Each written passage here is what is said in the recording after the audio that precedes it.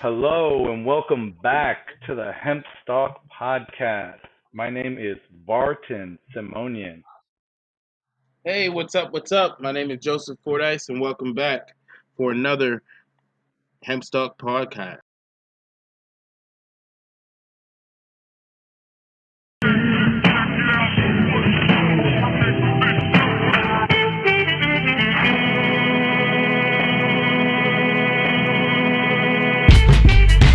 See, I know what you think, what you want, but you weak. And we was in the field manifesting all our dreams. And please don't try to play like you own when you weak. Don't stun no money flow when it change like the leaves. See, I know what you think, what you want, but you weak. And we was in the field manifesting all our dreams. And please don't try to play like you want when you weak. Don't stun no money flow when it change like the leaves. Several benefactors from niggas. Well, man, I'm doing very well. What about yourself? Doing as best we can be, staying inside, as is most of the summer, right? But at least we get to keep talking about some interesting stuff. I know today is our fifth episode, and we are going to be focusing on biochar. And biochar is kind of one of, for the two of us at least, one of the more interesting applications. And we've been excited to have this opportunity to talk about it for a while now. So this should be a pretty good Yep, one. absolutely. Bio-Char is an amazing product. It has a bunch of uses, and usually it comes as a waste product. So we'll be able to talk about how the applications of hemp will enable us to utilize the waste and create something very beneficial. Nice. So I guess we really want to start at the beginning and kind of even what is biochar aside from Okay, hemp. cool. Let's jump into it. So if you could explain that. Yeah, let's jump into it. I mean, biochar is essentially charcoal, and it's created from any biological substance, and that's put through a process.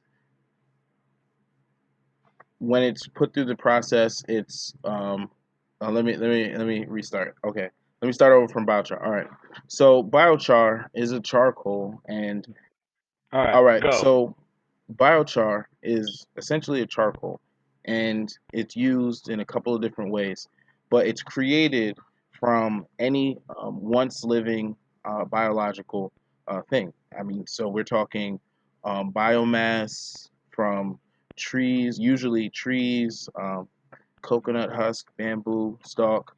A lot of plants are used as biochar, um, and it's has a maybe a myriad of uses because as charcoal, just like regular Mm, charcoal, it can replace fossil fuels. So using biomass from the plants as they grow and pull in the carbon, when they pull in the carbon, you the plants die, they deteriorate, turn into that's usually biomass when they die out. But when you put it through the process of pyrolysis, which is heating it like in an oven without burning it directly, then you can remove the gases. It kind of just condenses all the gases out of the biomass structure. So whatever you're using to heat up, you heat that up, and then what is the end result is going to be biochar, usable product. Does that explain, or was that a little too oh. too much And then word? I like, could I could boil it down. so you know that I understand, but for the listener, let's break down like an application. So just like with installation, I think that the most important thing that we kind of talked about was that pink stuff and kind of putting a visual on it where people can see in their homes or in their lives where they've encountered this Right. before. So mainly the use here is to regenerate soil, to act as a filter Yeah. in I mean, water. when you as talk well about as uses, to absorb oil and water, or just when you oil? talk about uses, We'll go on. you Just could let's talk talk about about uses. your Yeah. Brita filter. Your Brita filter is made with activated. Your Brita filter Right. filters Exactly. water with activated carbon. So biochar, when done correctly, Yeah. Beyond mhm, just mhm, water filtering, um, mm, no, I was saying beyond just water filtering, ordinary filters in Europe, they use them in what do you call this? Air conditioning right. filters, cigarette filters. I've seen with activated carbon as well. Some people swear by it as being a better filter than traditional sponge filters, as we know in the United States. So not just water, And there's all types of filtration benefits when you for look at gases. how it's broken down and what actually comes about, I mean, it's straight carbon. That's why when you have something that's straight carbon, you drop it, it'll sound like glass hitting against each other. It'll it has very distinct properties as biochar. You can bite into it and it'll taste like nothing because carbon doesn't taste like anything. So it's very, very unique and absorbative. So Right. outside of just a filter for the air, the water, how about the soil? When we look at soil, we so there's a couple of uses I've found, honestly, that was pretty interesting in the research, with biochar, and how it divulges into so many different uses.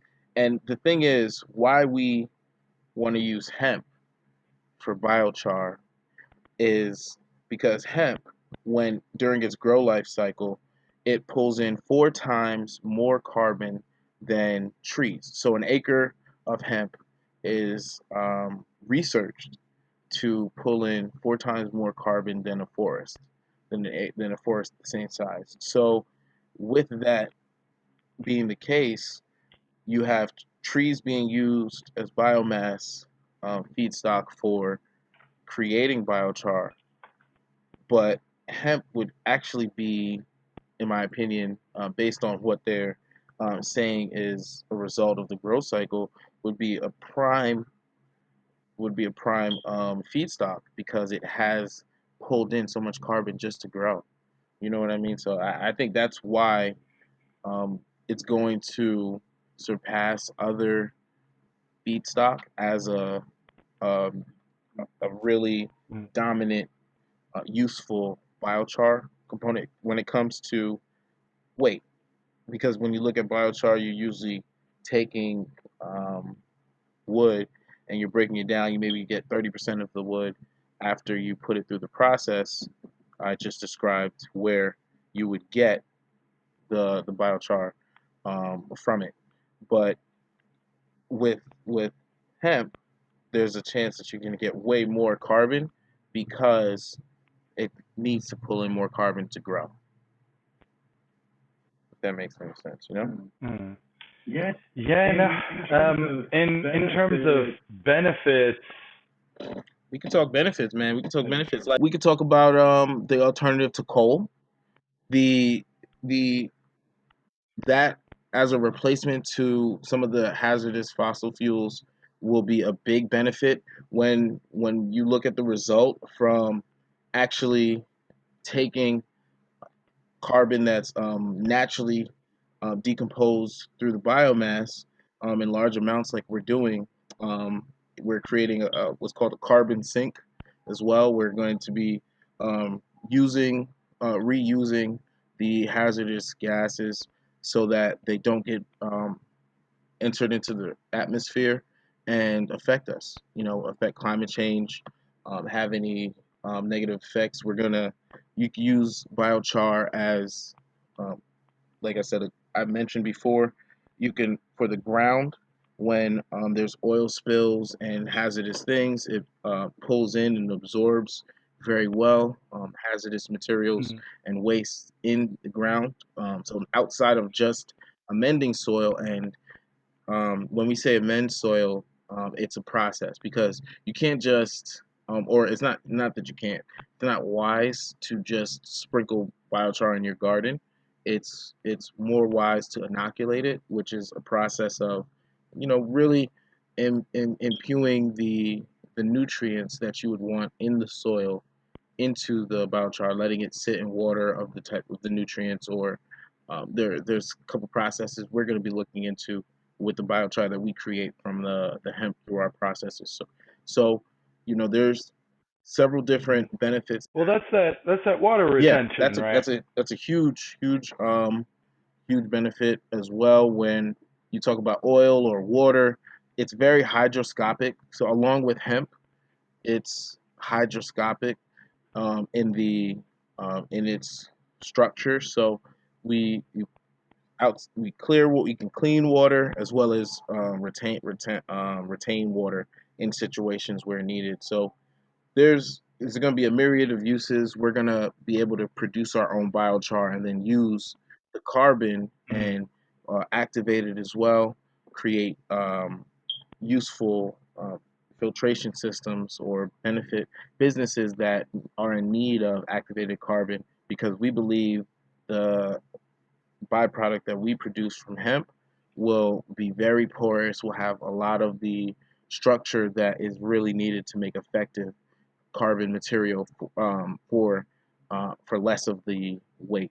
Very, because with biochar, what makes it very effective is that it's porous, and you have, even a gram can have millions of pores because of the structure. So, and the structure may not take what we see as you know dirt or things like that, but the fact that it could take microns out of water or the air really benefits us, especially at a time when we just we want to have access to this kind of stuff. You know what I mean? So knowing that it can come from a sustainable source like hemp, that's what really excites me most.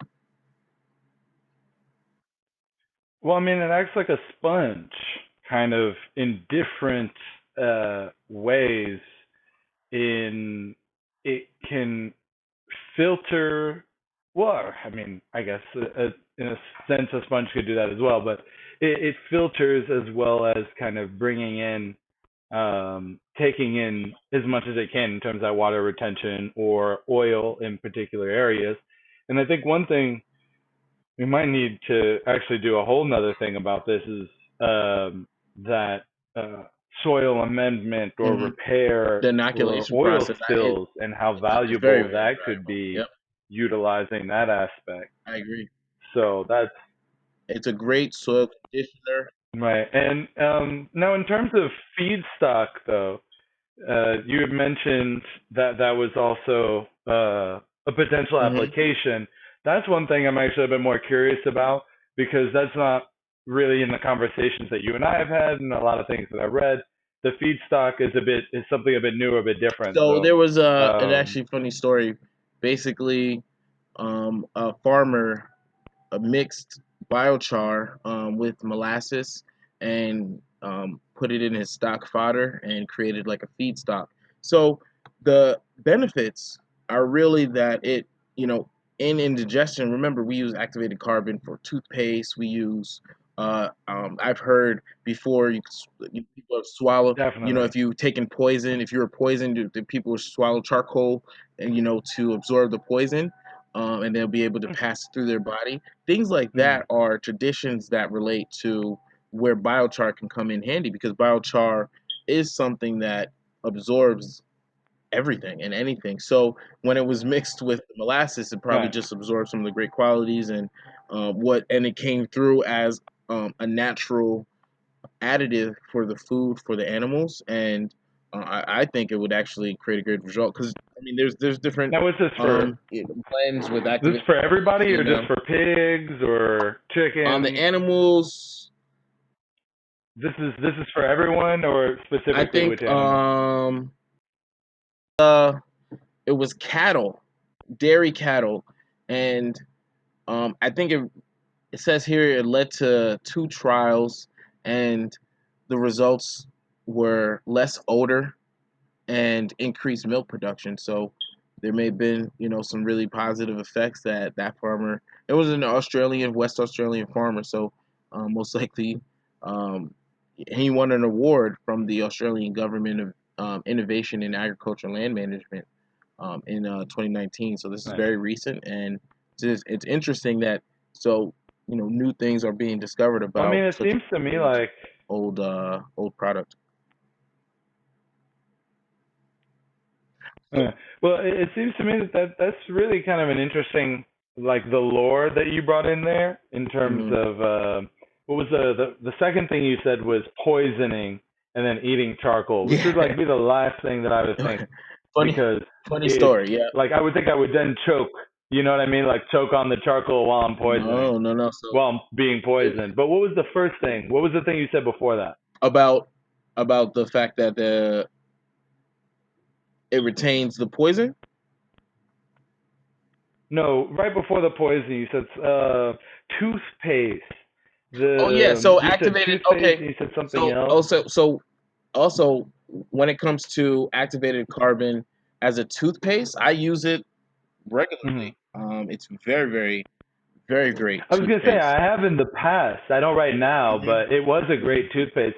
And it isn't like the best toothpaste black or Yep, something? Like yep, there's like this other toothpaste brand. yep, I think they're yep. It's selling like some definitely sort black. of activated carbon. Yeah. So So yeah, I no, mean, that's just there's important to kind of a myriad. bring up where it is in people's daily lives and what they use, regularly. So like activated carbon in toothpaste is a highly like desirable, supposedly has extreme benefits as you Hmm. as someone who uses it can attest to. And then Also, the water filter that lastly, we all have, if you pick those things apart, you get those little black dots, right? yeah, That's what that is. that's So so that's what I'm it saying is. to visualize it in the same way that we were talking about the insulation. But here's the thing with what you see in the filters is activated carbon. So carbon itself is going to be the biochar.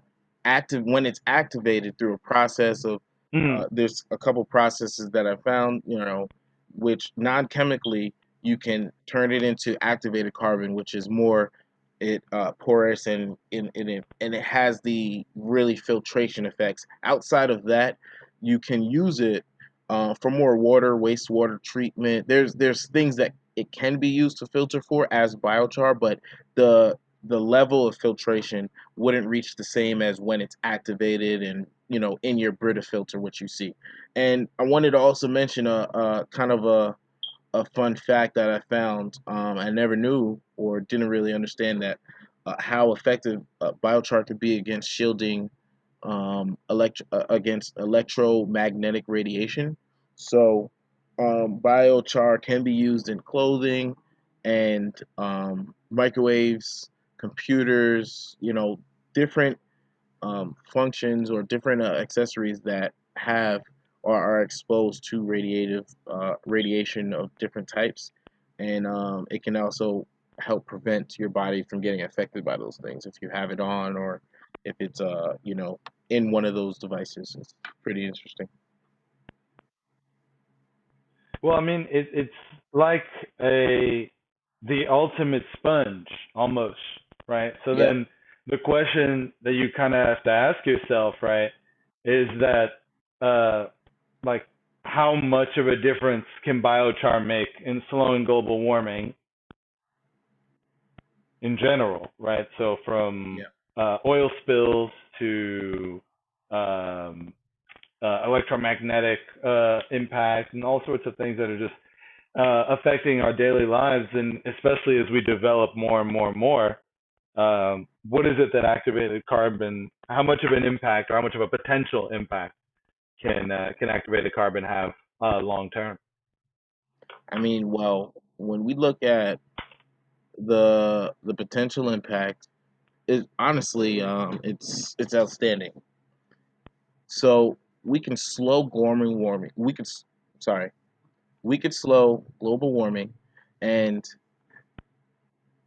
one of the world's top experts, Johannes Lehmann, has calculated that if biochar were added to 10% of global cropland, the effect would be to sequester which means to pull in, store, and never release 29 billion tons of CO2 equivalent, roughly equivalent to humanity's equal annual greenhouse gas emissions. So the potential impact is that one of the world's top experts on biochar, Johannes Lehmann, a professor of agriculture science at Cornell, has calculated that if biochar were added to 10% of global cropland, the effect would be to sequester 29 billion tons of CO2 equivalent, roughly equal to humanity's annual greenhouse gas emissions.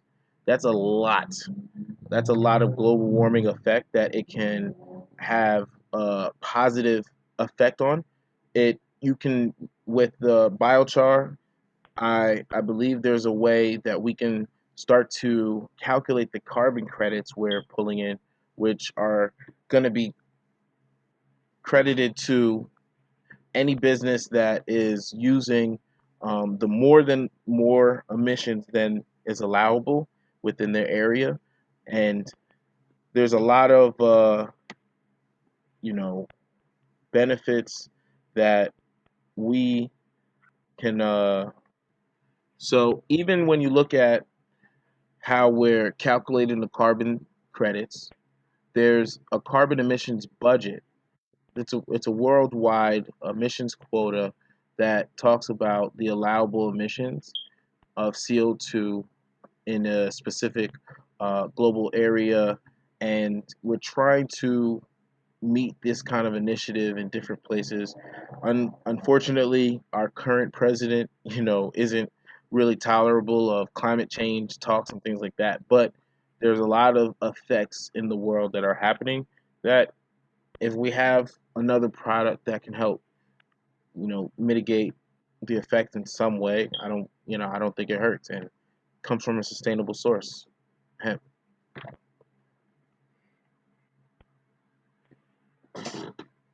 Yeah.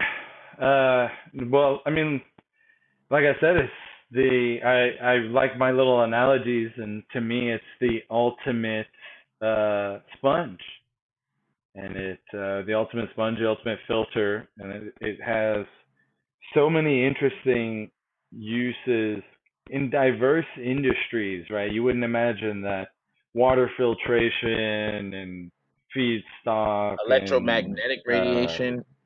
soil amendment, yeah, electromagnetic radiation. So it's just like so many diverse things going on within that specific area of biochar. And like you said, what we kind of started the whole thing off with is what makes hemp a superior biochar Feedstock. Yep. material, right?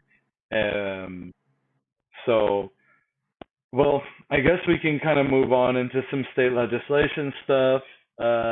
Mississippi just passed their laws for people to start applying for their hemp growing licenses.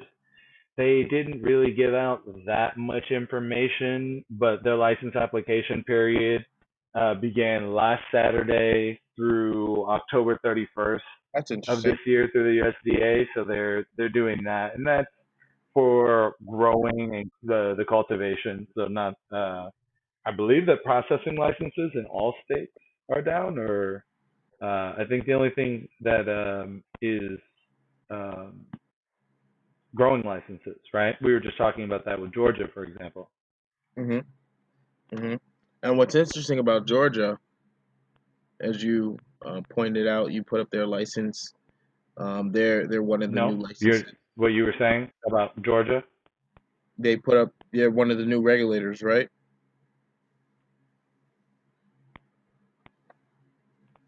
You were saying that Georgia just signed into law hemp farming. Yo, yeah, so they're not exactly clear on everything in Mississippi right now. As I mentioned, Okay. they're just starting the application process, and that's for growers, not for processors. And we were actually just talking before this about how in Georgia they are doing a similar behavior with the licenses for growing and not for processing, as Hmm. processing licensing is no longer a thing with federal legality. Am I right there? Well, it is. It isn't because federally, hemp is legal, but they're separating, but they're leaving it up to states to regulate the licenses that they create.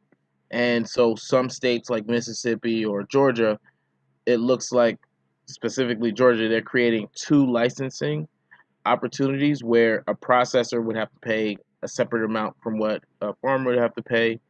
And it's interesting because, in a place like here in New York, they've disbanded the processing license because it's federally legal. So they've kind of reacted, an opposite way to what some of these states are. So I mean, we're seeing state legalization of hemp in a couple different ways. Right. Well, I mean, until everyone puts out their, I guess all 50 states have their plan worked out for how it is that they're going to bring in hemp farming, Hmm. um, those who can, obviously. I guess we'll just keep rolling out the information as we get it. But for us, it's quite clear the guidelines in New York, so that's all that matters in the current state. But Right. and then we were also talking about CBD, for CBD cigarettes. The um, Jesus, what is this company name? I don't even have it. Hold on, sorry. So in the world of CBD, though, a top CBD cigarette makers are now poaching Philip Morris strategists and Yeah, that's executives interesting. into CEO positions, Yeah, right? that's a Trying big to move. make that move. Big move. Personally, right? But personally, I see it going the other way, right? Yeah. Why limit in terms of Philip Morris? Why would Philip Morris limit itself in just tobacco and not move into the hemp space? Why even allow hemp cigarette companies to build up, right, and gain that market Yeah, share? that's true. But They're gonna do it anyway. They seem to be getting a um, foot. They got their foothold in Juul. hmm, exactly, right. They're just going to change with the times. So, and a company I know I believe is a Philip Morris subsidiary is Altria, and they're getting bigger in the cannabis space. Um, and they're just kind of waiting for that federal flip to switch, right? So maybe they're just not messing with it until they can go full throttle and bring out the THC Marlboros or something like that, right? I bet they can't wait. Other than that, though, we were also talking. Right, there's a countdown going on. They know exactly when it's going to happen, and they have like a strip over their offices Of just course they waiting do. on the countdown, right? But in other news, we were talking earlier about pellets. So this kind of brings us back a bit to the conversation Mhm. about the variety of appliances, right? But we were talking about the pellets and the pellet fuel. Mhm. So you were telling me more about it. So I mean, take us away on this one. With what's interesting is biochar. So imagine this process. We start as a hemp plant.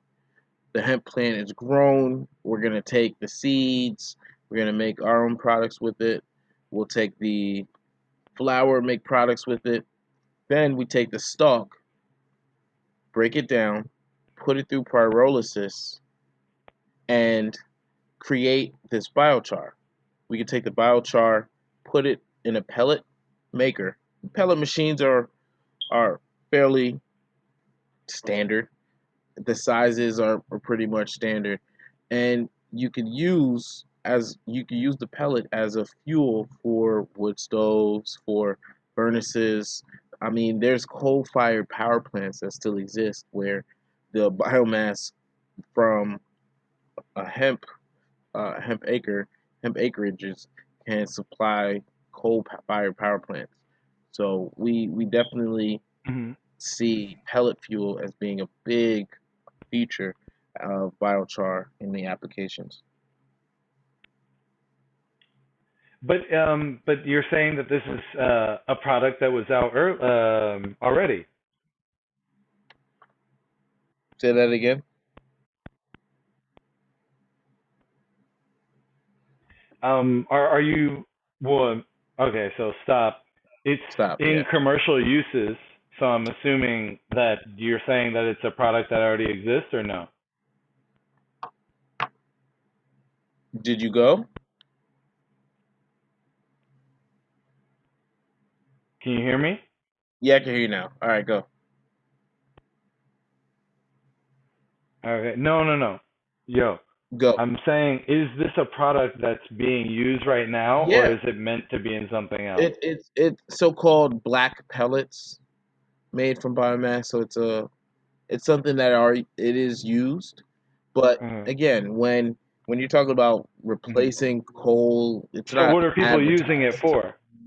Well, coal-fired power plants. It would be Hmm. used as a replacement to, so wherever charcoal is used, you can turn this biochar into pellets and use the pellets the same way. Ah. And biochar, you can leave it in the form it is when you're creating it, but we're gonna break it down and through the process that we put it through, and in that when it's broken down in that form, it's easier to then put it through a pellet making machine and just kind of compress it into the pellet forms. That'll be what's used as pellet or what's considered pellet fuel, and you could burn that to have a sufficient and efficient supply of clean burning gas. Clean, not clean burning gas, but clean burning Oh, fuel. Hmm. that's dope. That's dope.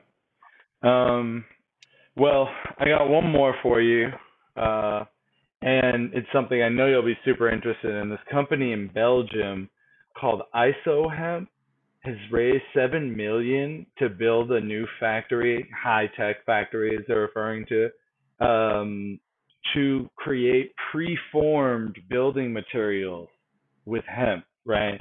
And they're kind of on a massive like Industry 4.0 kick. So that really goes back to that conversation that we were having about hemp being a smart plant and really its place in the smart world and the world of smart cities and smart We're technology, gonna see right? it more and more. It's That's really super up evident. your alley, right? Yeah. And I mean, we're even kind of experimenting in that area currently, right? Especially with Hemp Creek, as we were saying before. But the future, if the future of hemp, the future of building is hemp, then the future of hemp is preformed building materials, right? I agree. So that's I definitely excellent to agree. see people kind of making those headways.